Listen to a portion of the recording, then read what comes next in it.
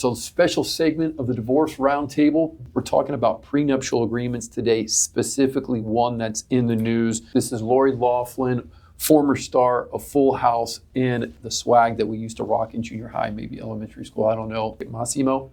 And the big thing that I want to talk about, Ashley, as our resident expert at Rubber Sparks Attorneys, Ashley Taylor, our partner here, does a lot of prenuptial work. Partner Garrett Riley, we're all going to talk about a little bit about what I think is the overblown nature of the article that says she gets nothing. So Ashley, I'm going to kick it to you to start off, which is talking about prenuptial agreements and the difference of when they say you get nothing and what the reality is. I want to start with number one, what is the goal when people draft prenuptial agreements in terms of one day if the marriage does resolve? What's the point? What's the process? And why are these things so salacious? The prenuptial agreements in Florida typically have two big components. There is what happens in the event of divorce and what happens in the event of death. Starting with divorce, which is really what they're talking about here, since that's what's happening. What the agreement says really depends on the people. So we have agreements that I refer to it as full waivers. Full waiver meaning what's yours is yours, what's mine is mine, whatever I earned during the marriage stays mine, whatever you earned during the marriage stays yours. If I go and get stuff, so let's say I go into the marriage with a business, right, and my business continues to grow. In the state of Florida, there would be what we call marital component to the growing of the business. You beat me to it. A prenuptial agreement can step in and say, this business, Johnny's Tires, is called separate property. Separate property would stay separate in the event of divorce, meaning that this person would have the spouse would have no claim in the event of divorce. And a 27-year marriage, saying that, hey, although we've been married for 27 years and we've put in the blood, sweat, and equity, and we've grown that business, let's say, from a $500,000 company to a $500 million company, literally in the state of Florida, a prenuptial agreement can write out, if by agreement, you're not going to be entitled to any of that upward appreciation or that enhancement that can go that far. Correct. So let's say this was a Florida case. Presumably he's got a large interest in Mossimo, I would presume. Right, be the owner. Even if it's now just in stock options, etc. During the marriage, whatever that increased value is from the time he goes in to now would be fair play. Right. Presumably, a prenuptial agreement in a case like this will have that waiver. It will say something akin to that business and anything relating to that business, any subs, anything is, we call it non-marital separate property, and she waives a claim. Including the enhancement. Correct. And Garrett, that's where I think this is where it's talking about where she gets a nothing angle, right? Because the alternative to that is to what? Carve out the exception that Ashley, I think, was about to touch on, which is, hold on, we'll take the premarital, which is mine before we got married, but then divide what? That enhancement and or that marital work over 27 years marriage. That's right. And I think we talked about earlier before we went on camera, the devil's going to be in the details of what this prenup actually says. So to like slap a headline up there that says she's going to get nothing, well, we don't really know where that comes from or what's in their prenup. She gets nothing, but she probably had a lot when she entered into this marriage in 1997. That was Full like house. one of the Full House is like, well, to your point, it can go both ways, right? So there's a comment that says, well, what about her residuals? What about her acting monies? Mm-hmm. Same thing. According to that, in terms of Ashley's analysis, she could have carved out as well that says, hey, anything before the marriage that I might have, to Garrett's point, my highlight or my stardom of sitcom world, you don't get anything, which then G would include those residuals or that forthcoming money from premarital labor. Exactly. And maybe it's worth mentioning now that a lot of these prenups will have time frames in them, like clauses. If we're married for 5 years, it's going to be this if we get divorced. If we're married for between 5 and 10 years, it's going to be this. And 10 years or longer. So, I don't know if that's the case here, but could be similar. If you were with somebody for 27 years, you might have met some of those thresholds within your prenup. And that also can change, how much people are getting, how these assets are all being divided. That's a good point with alimony, especially. Alimony as well. We see a lot of times the alimony changes over the course of the marriage, not just in amount, but duration. So, for example, you can see a situation where somebody's been married 8 years, they'll get alimony of, let's just say, $2,000 a month for 4 years. Somebody married 25 years, likely to get, even if it's still the same alimony amount, that's going to go for longer. Step up plan. Typically, the steps look somewhere like 0 to 5 years, 6 to 10 years, 11 to 15. Usually, give or And the take that misgiving range. nature of gets nothing doesn't mean, to your and Garrett's point, where prenuptial agreements handle basically two major things, right? How we're going to work with the marital estate, assets and debts of the marriage. But number two, then the support component, which is the alimony. And just because you write a prenuptial agreement that says you're going to keep your property separate doesn't mean that you are willing to waive all of the alimony either.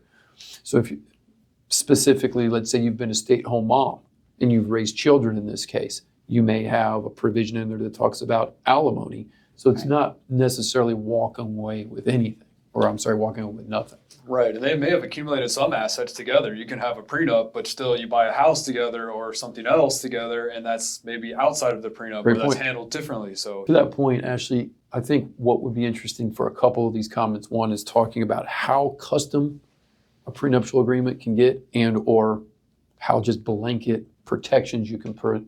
So can you touch on that, where it talks about a little bit of, well, how do we know if she's going to get the house? Well, those are all things that are kind of in a custom agreement, meaning, hey, we purchased this together during the marriage, and you figure out how you sell and split that later.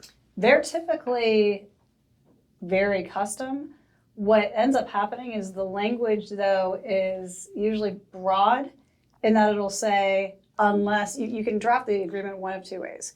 One can say, unless we say that this property is separate, meaning the spouse won't have a claim, then it's all going to be marital. The reverse of that is, unless we say A, B, and C are going to be marital property, meaning she would have a claim to that property, it's all going to be separate. And so what you can do when you write it that way is you can identify, just give an example, let's say there's a piece of property, there's a house. Right.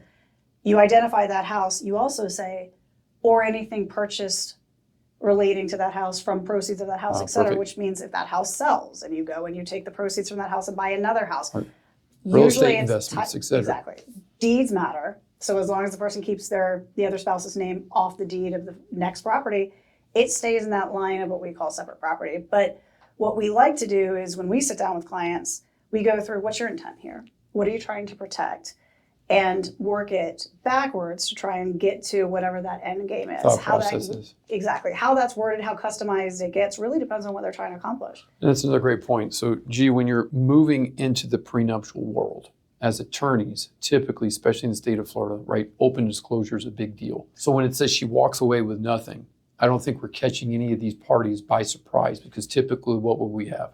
Two attorneys on each side, and then what? Doing the full financial disclosures. disclosures to say, yeah, we can't enter into this prenup until we know exactly what we're talking about here.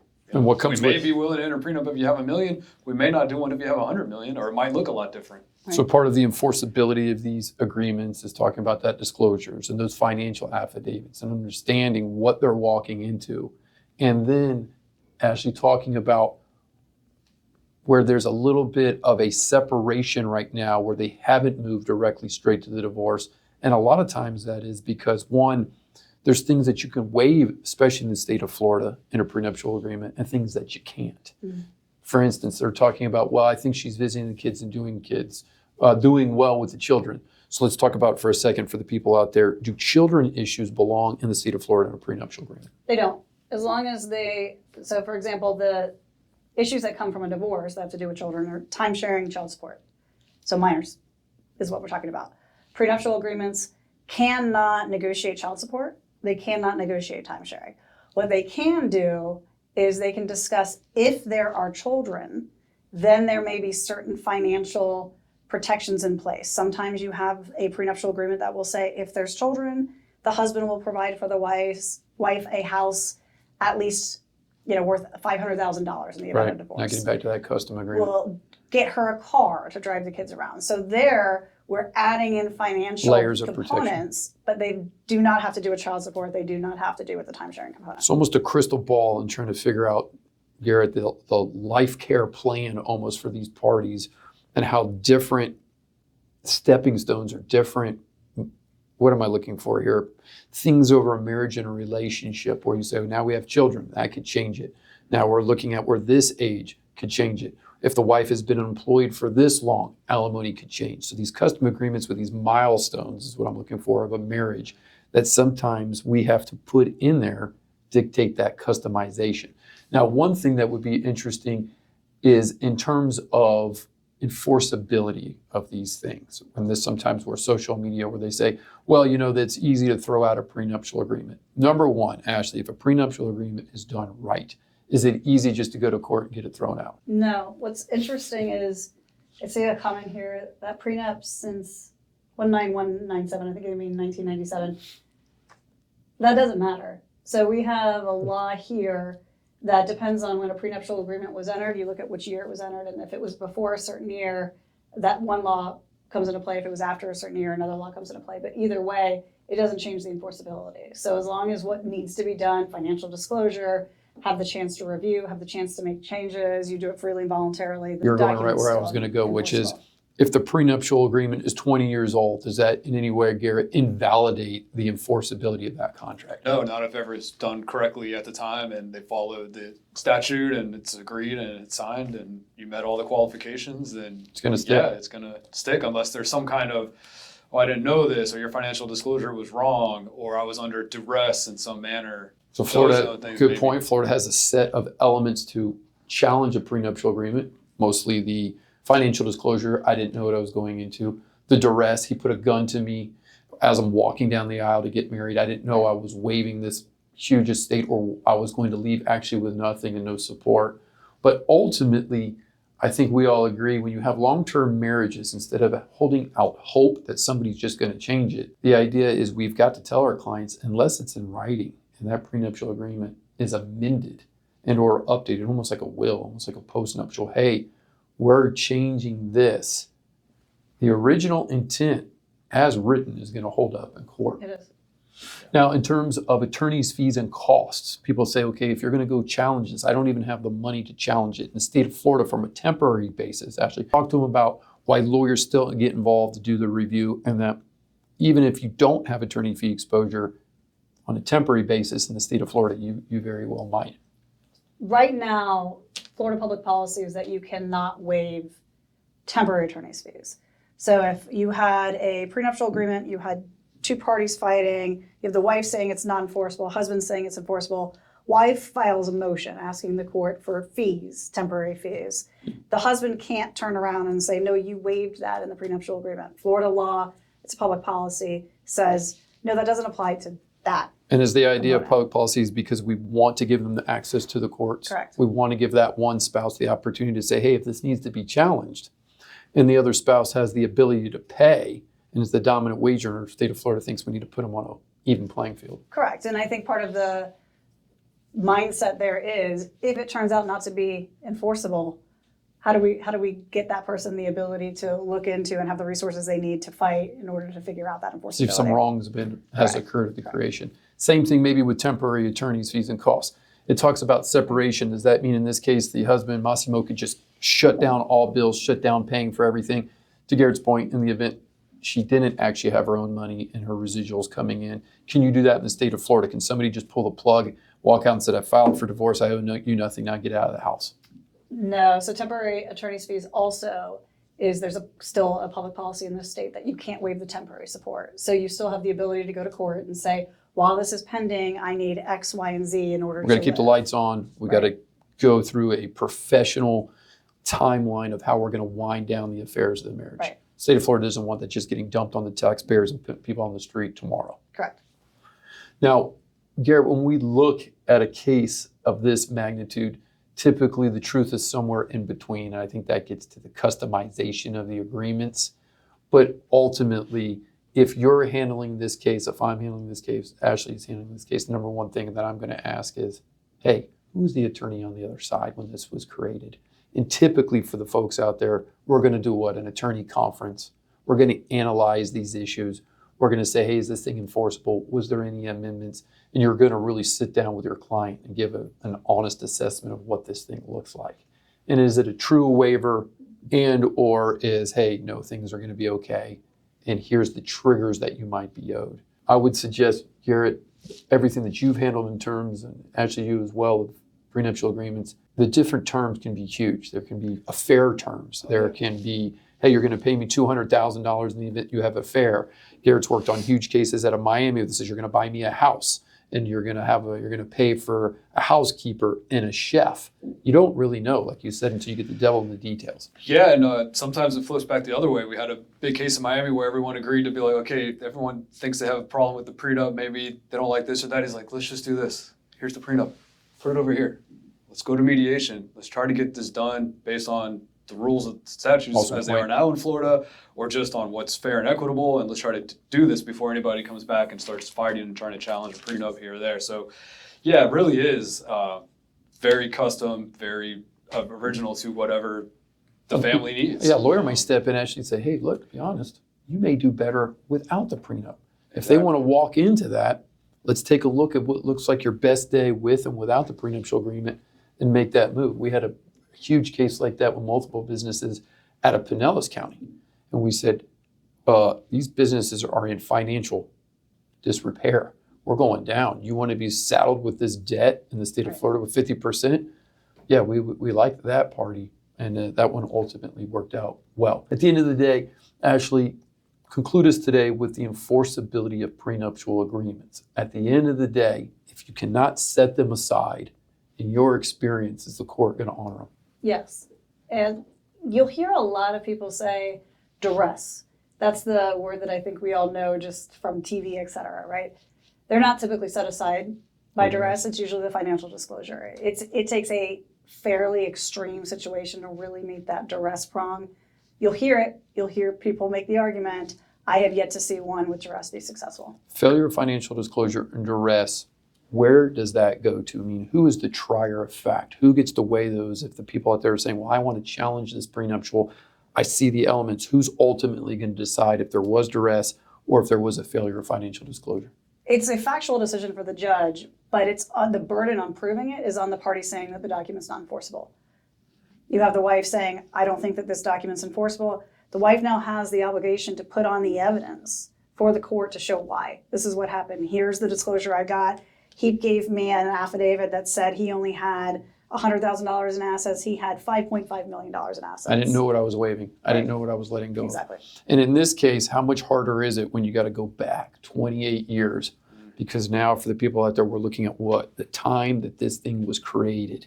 You can't make it up 28 years later. And it's pretty tough. That's why hopefully there's great attorneys on both sides in the beginning. They have those records, because at this point, now it's record production, right? It's trying to establish real evidence for the court. Yeah, and especially if you have an old case, we talked about this off camera, we can mention it again, like you can make changes to your prenup while you're married. So in that 25-year period, or however long they've been married, maybe they had an agreement here or there where they've changed certain terms of the prenup. So then you're stacking the original agreement on top of amendments, what changed, what didn't change. And so it's pretty easy to change it during the marriage if both parties agree. You just really write up another agreement in a post-nup situation you can add to your prenup once it's done originally, because things might change in the 25 years where you say, hey, I do want to change this, or now this is more important to me, let's do this or that. So, and ultimately the whole purpose actually of a prenuptial agreement is what? Closure, right? If you find yourself in this situation, you've contemplated it, you've thought it through, there should be no surprises. Court systems just are not big on trying to give somebody a second bite of the apple. If you represented that intent, you can look at the Kevin Costner prenup that was upheld recently, massive case, massive estate. But ultimately, it can go as far as the parties want. You can waive as much as you want, but ultimately, what would you hope for almost for these parties like you would with all folks going through the divorce process that have a prenup? Well, as Garrett said, it depends on both of the parties and what they're thinking, right? A lot of times, these are people, this is their family. A lot of times the discussions are, what do you need? Where are you at?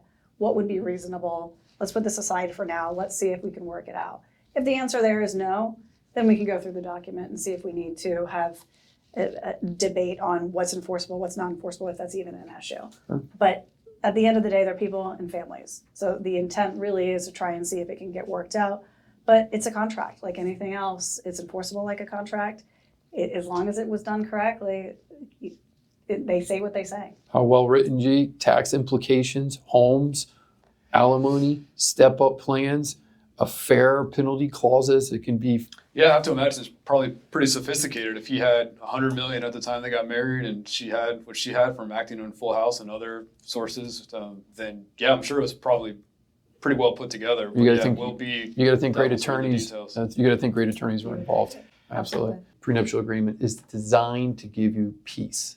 It's designed to bring you closure, to keep you out of the litigation of divorce. So when I see articles like this, I always kind of say, hey, look, these people knew what they were going into. They were wanting to avoid the tabloids.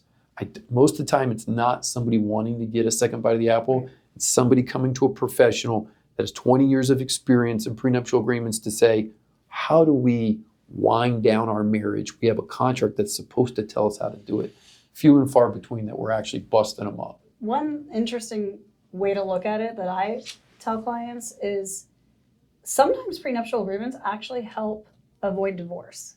And that sounds counterintuitive, but how many times do you hear a couple, things are not going well, they're starting to go to therapy, one spouse has a business and starts to get worried about exposure, and so wants to stop the bleeding, rushes the divorce. Prenuptial agreements can pre-negotiate that so that you're not worried about these components of it, and you can have the opportunity to work through the marriage. You So almost that's see another side that it. to that point with older couples. It's Right. not your high school sweethearts where everybody started out with nothing. But I think I agree with that clear communication where it's laid out in front.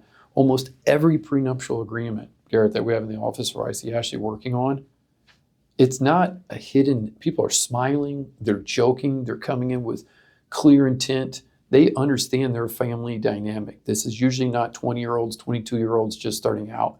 These are people that are established, that have estates, that already have premarital access. And if you have great representation that's laid that out in front of you, it can be a trustworthy process.